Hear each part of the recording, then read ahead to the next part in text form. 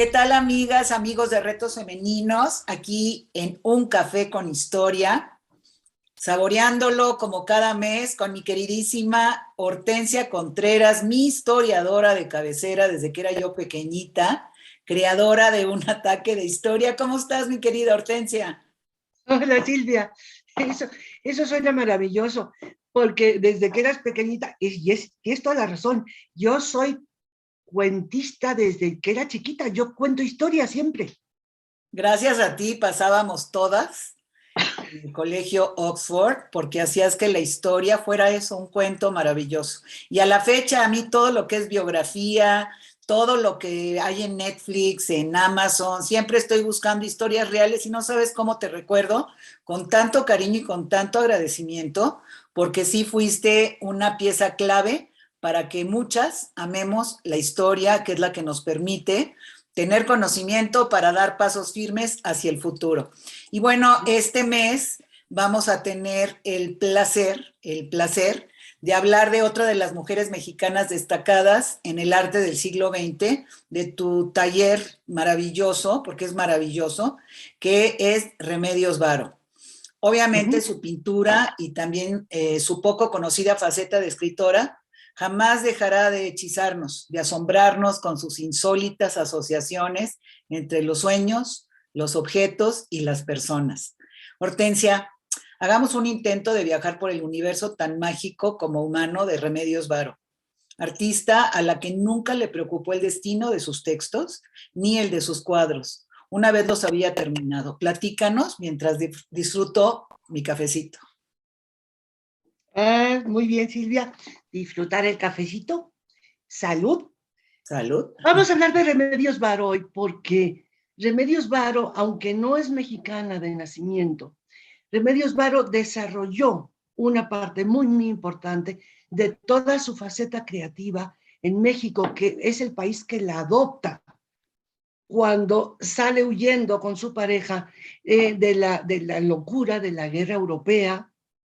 Antes ella sale de España cuando estalla la guerra civil española y se marcha a París, y en París permanece hasta que estalla la Segunda Guerra. Cuando París es tomado por los nazis, pues la mayor parte de la gente que tiene la posibilidad sale huyendo, y México les va a ofrecer una opción maravillosa.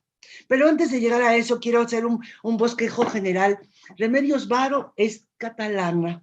Es una mujer que nació en un pueblo de la comunidad de Gerona, en el norte de España, en el mundo catalán, ¿sí? En un pueblo que se llama Anglès. Y nació en 1908. Estamos hablando de una mujer también de la misma contemporaneidad de otras que ya hemos trabajado o que ya hemos mencionado, ¿no? Y entonces ella permanece hasta muy jovencita viviendo el mundo catalán, el mundo de vanguardia, porque al principio del siglo pasado en Cataluña se abre profundamente a las novedades, a la vanguardia.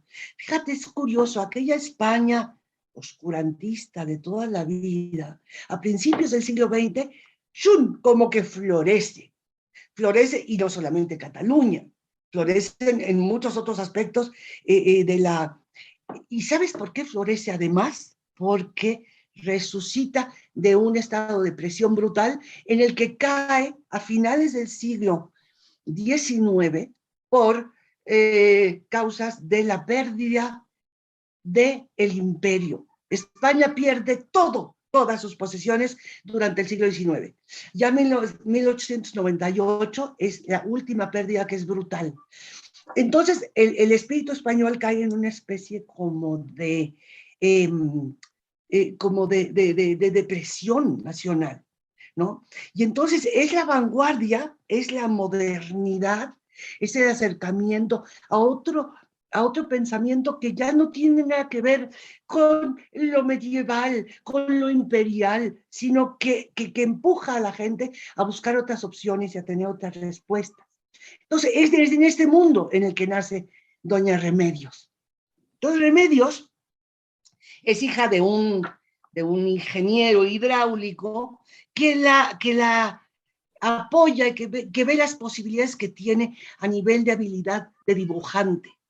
Ella juega con los instrumentos de su papá, ¿no? Y dibuja, y dibuja. Entonces el padre se da cuenta de esto y la apoya para que se vaya a Madrid, que se vaya a Madrid a estudiar en la Academia de San Fernando, ¿no? Que es así como el centro clave de la plástica española, ¿no? Entonces ahí estudia, ahí conoce a varios compañeros. Ella llega a Madrid en el 24, todavía faltan 12 años para el estallido de la locura de la guerra civil. Y ahí está hasta el 32, ahí se casa con un compañero de la academia que se llamaba en todos estos aspectos tan novedosos, ¿no? Para aquellos españoles que están, que les cuesta trabajo la modernidad. Al contrario con el mundo catalán, que el mundo catalán es como más abierto, ¿no? Finalmente regresa a Barcelona y allí se integra ya Remedios a movimientos de vanguardia, tan importantes como la Asociación de Amigos del Arte Nuevo. Ya nada más el título ya nos habla de que hay una apertura, ¿no? Les Amics del Art Nuevo, ¿no? Y en la famosa exposición que surge de todo esto se abre otro movimiento que se conoce como el lógico-fobista. Esto ya en 1936. Está a punto de estallar la guerra franquista, ¿no? Pero el lógico-fobista ya te da una posición de aquellos artistas que están en contra de toda lógica, ¿sí? Todo lo que es evidente, todo lo que está claro, a mí no me sirve de nada. Yo tengo que rascar, tengo que buscar y tengo que entender la parte interna. Y esto es lo que la va a llevar al ratito a entrarle de lleno al movimiento surrealista, ¿no? Entonces, estando en Barcelona, casada con Gerardo Lizárraga, aunque no no con un matrimonio muy, pues muy sano, digamos, conoce a Benjamín Peret. Benjamín Peret es un poeta surrealista, ¿no? Que se enamora de Remedios y se la lleva a París. Ya la cosa en España ya no se puede tolerar, entonces se marchan a París y allí es donde la integra en el mundo surrealista, en todo aquel movimiento surrealista, ¿no? En donde la invitan a participar en una serie de actividades colectivas, tanto de pintura como de literatura, como de poesía. Había reuniones en los que los salones se adornaban con algunas de las pinturas de estos locos y mientras alguien cantaba o alguien recitaba o André Breton daba un discurso, ¿no? Entonces, allí ella abreva de alguna manera, de una forma impresionante, de este juego que además ella venía arrastrando desde pequeñita. Ella trataba de ver más allá de la realidad. Ella quería y jugaba con la magia, y jugaba con la alquimia, y jugaba con la química, por supuesto, y todo esto. Entonces, ella nunca quiso representar en su pintura lo que se veía por fuera, ¿no? Sino lo que ella podía intuir que estaba adentro, ¿no?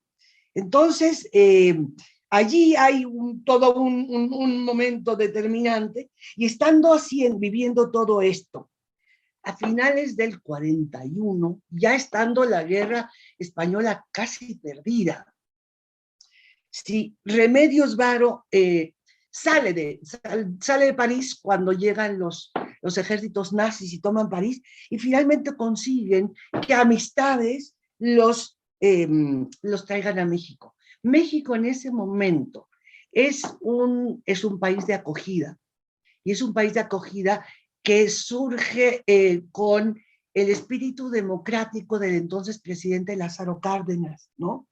Y Lázaro Cárdenas, junto con sus cónsules y con sus allegados culturales en las embajadas en la embajada francesa y en los consulados franceses, que ofrece la posibilidad de salvación a mucha gente, no solamente españoles republicanos, sino a europeos como Leonora Carrington, ¿sí?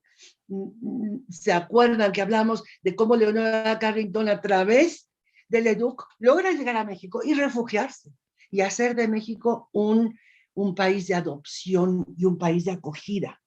Entonces todo esto llega, Remedios llega a México de la mano de Benjamín Peret, ¿no?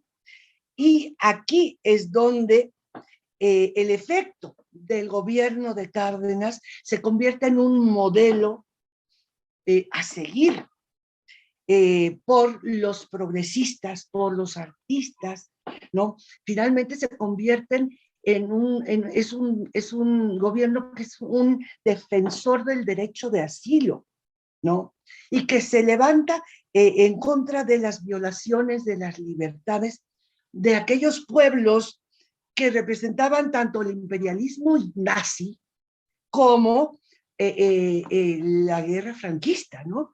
Entonces, esto hizo que entrasen una serie de refugiados a México, entre los que se encontraban, por supuesto, Varo, por supuesto, Benjamín Peret, representantes importantísimos de la intelectualidad española y europea. Y aquí se van armando estos grupos absolutamente maravillosos y surrealistas, ¿no?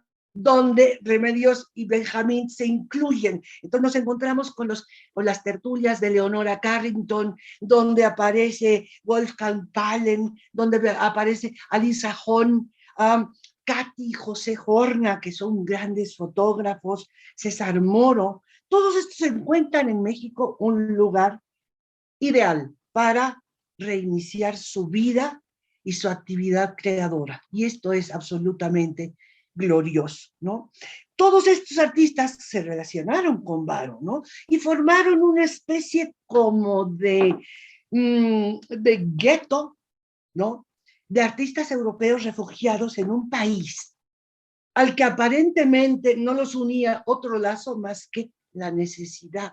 Pero poco a poco, en el caso de Remedios por lo menos, estos artistas no solamente llegaron a México a buscar algo que ya no existía en Europa, ¿no? Sino que muy pronto se dejaron hechizar por los encantos de aquel lugar surrealista por excelencia, como lo definió Breton. Cuando André Breton anduvo por aquí paseando con Trotsky y con Frida Kahlo y con Diego Rivera, entonces no se cansaba de decir, a ver, si Kafka hubiese escrito aquí, hubiese sido un escritor costumbrista, no un escritor surrealista, porque México él lo veía como el país por excelente, la cuna del surrealismo per se, ¿no? Y entonces aquí esta fascinación hizo que surgieran obras absolutamente maravillosas que yo creo, y a lo mejor es muy particular mío, pero yo creo que Remedios Varo no hubiese podido producir en ningún otro lado, aunque ella en algunas de sus entrevistas decía que sí, que su pintura la podía haber producido en cualquier parte del mundo, pero yo creo que hay toques de este juego onírico, de sueños, de imaginación y de mística que solamente se le podía dar en un país como este, de cactus, de desierto y de tortillas de maíz, que quieren que les diga, ¿no? Entonces ella lo dijo así en alguna entrevista y dijo, yo llegué a México buscando la paz, que no había encontrado ni en la España de la guerra civil, ni en la Europa de la terrible contienda. Para mí era imposible pintar entre tanta inquietud. Y repetía constantemente, soy más de México que de ninguna otra parte. Conozco poco España, yo era muy joven cuando viví en ella. Luego vinieron los años de aprendizaje, de asimilación en París, después de la guerra, pero es en México donde me he sentido acogida y segura. Y estas afirmaciones es las que nos dan la medida exacta de verdad de la importancia de este país de adopción en la obra de Remedios Varo. Entonces hay que asomarse a aquella obra y ver que no es que porque no haya un maguey representado o no haya un indito con el sombrero sobre la cara, durmiendo la mona, no haya presencia mexicana en la obra de Remedios, ¿no? Lo que pasa es que la presencia mexicana en la obra de Remedios está dentro, está en el sueño, está en el juego, está en la mística, ¿no? Y entonces hay que buscarle muy profundamente al juego del sueño en Remedios Varo para entender y encontrar específicamente aquellos elementos mexicanos o españoles, ni siquiera, ¿sí? A donde tenemos que acudir a las premisas básicas de la actividad surrealista y del pensamiento surrealista, ¿no? Que es un movimiento que va a ser una influencia eterna en la obra de Remedios, ¿no?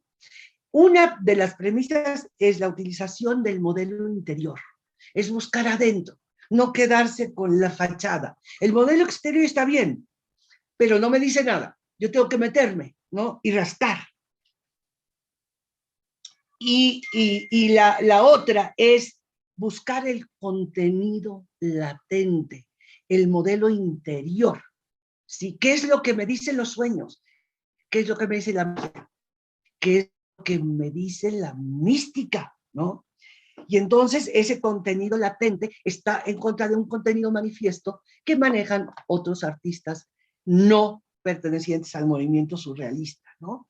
Entonces, realmente, para aproximarse a la obra de Remedios, hay que entender la postura de los surrealistas, hay que entender a las afirmaciones de Breton y de otros artistas de la época. Yo aquí aconsejaría asomarnos también a ver la obra de Antonin Artaud. Antonin Artaud es un surrealista maravilloso, es un actor de la Comédie Française, es un hombre tremendo que también nos va a venir a México, ¿no? En busca de ese surrealismo latente en un país como este. O sea, en algún momento habrá que tocar la figura de Antonin Artaud, ¿no?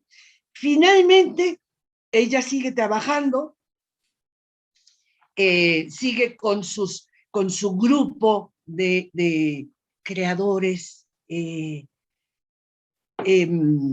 surrealistas en México, ya establecidos en México.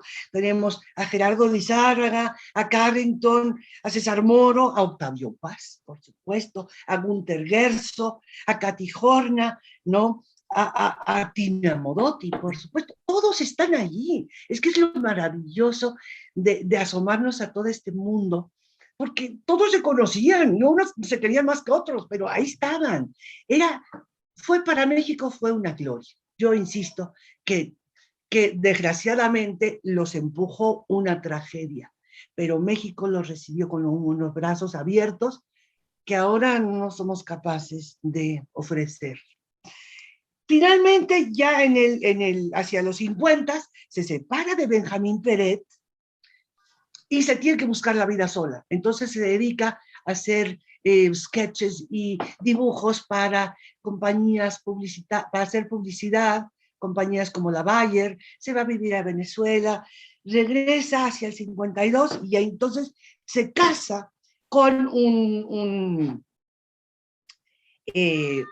hombre de negocios, Walter Groen, de ascendencia alemana, y él es el que le dice, ya deja de hacer estos jueguitos de publicitarios, estos dibujos que no te llevan a ningún lado, tú tienes mucho más que dar. Y la convence para que se dedica a la pintura, ahora sí que como decía Groen, entre comillas, en serio.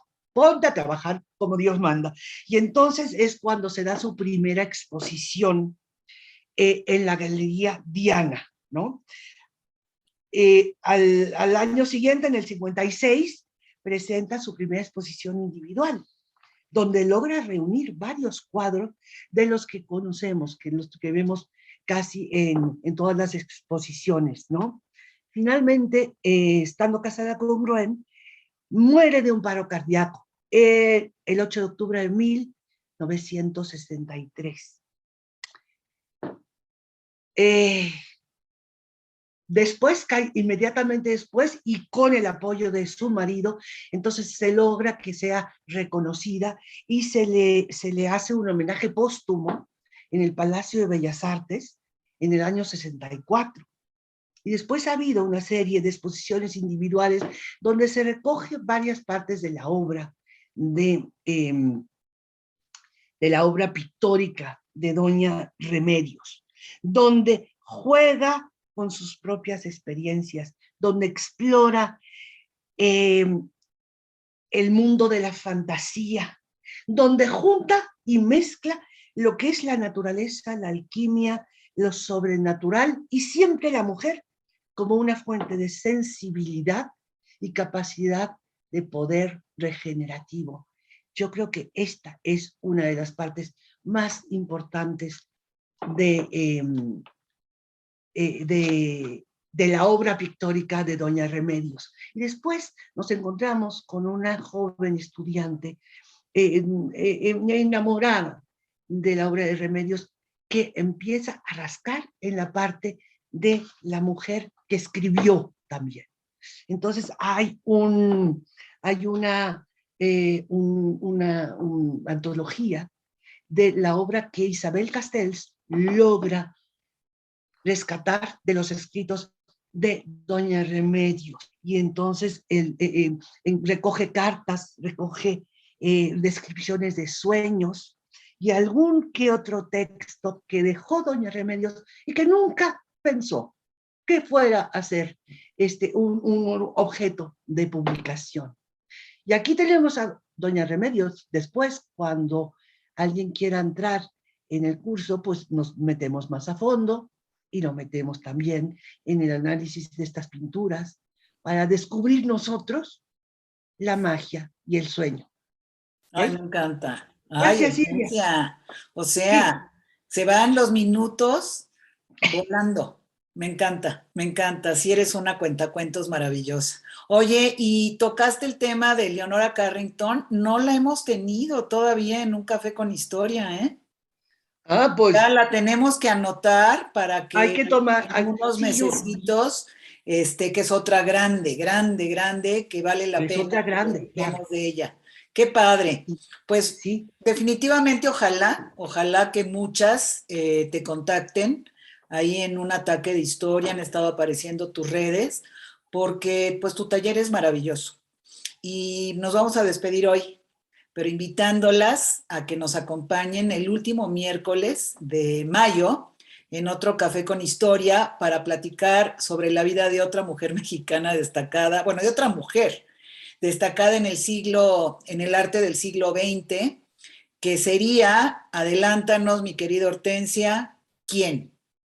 mira, Silvia, vamos a trabajar en mayo una figura que es una figura literaria, eh, que es una creación de doña Elena Poniatowska, que yo creo que de verdad para mí es una de las figuras más femeninas, más sublimes que da la literatura del siglo XX.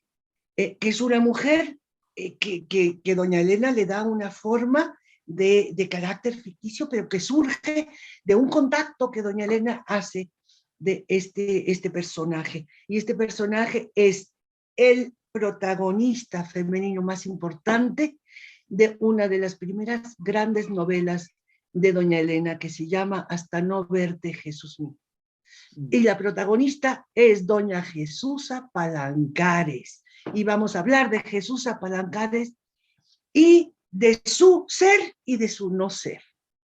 Ay, me Ser encanta. ficticio y ser real, ¿ok?